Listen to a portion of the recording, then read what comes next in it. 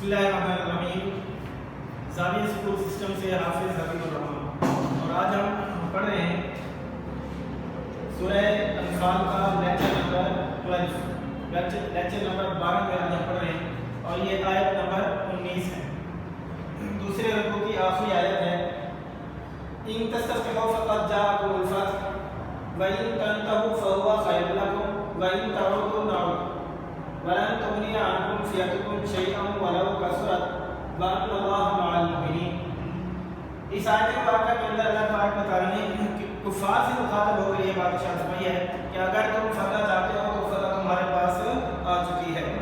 जिस तरह आप सल्लल्लाहु अलैहि वसल्लम ने और सहाबा किराम रिज़वानुल्लाहि तआला अलैहिम ने ग़ज़वा बदर से पहली रात यानी 17 रमज़ान मुबारक को ग़ज़वा बदर हुआ, उससे पिछली रात अल्लाह तबारक व तआला के हुज़ूर रो रो कर गिड़गिड़ा कर फतह और नुसरत की दुआएं मांगी थी।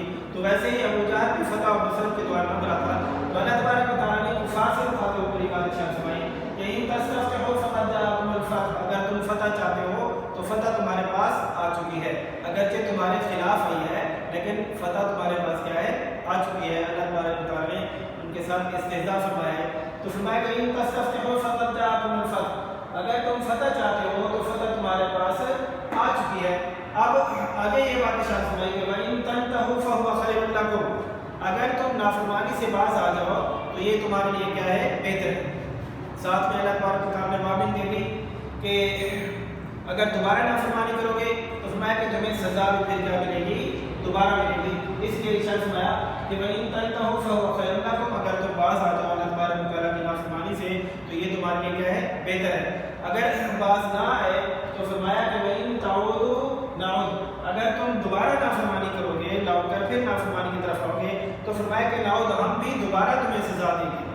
पहले नाफरमानी पर तुम्हें सज़ा मिली, दोबारा नाफरमानी करोगे तो तुम्हें सज़ा भी फिर क्या मिलेगी, दोबारा मिलेगी।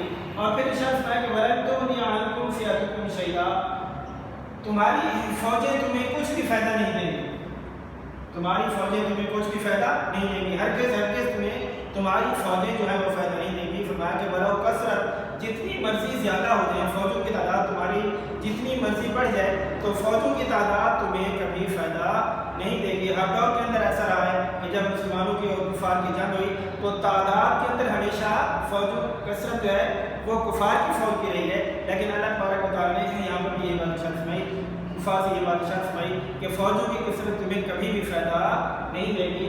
और ये बात इरशाद फरमाई कि अल्लाह मअल मुमिनीन, अल्लाह तबारक व तआला ईमान वालों के साथ है। तो जब अल्लाह तबारक व तआला ईमान वालों के साथ होगा, अगरचे मुसलमानों की तादाद कम होगी, 1000 के मुकाबले में 313 ही क्यों ना हो और वो बगैर हथियारों के हो, सिर्फ 8 तलवारें मुसलमानों के पास मौजूद थी, तो ऐसी सूरत के अंदर भी अल्लाह तबारक व तआला ने मुसलमानों को बहुत बड़ी फतह जो है वो नसीब फरमाई।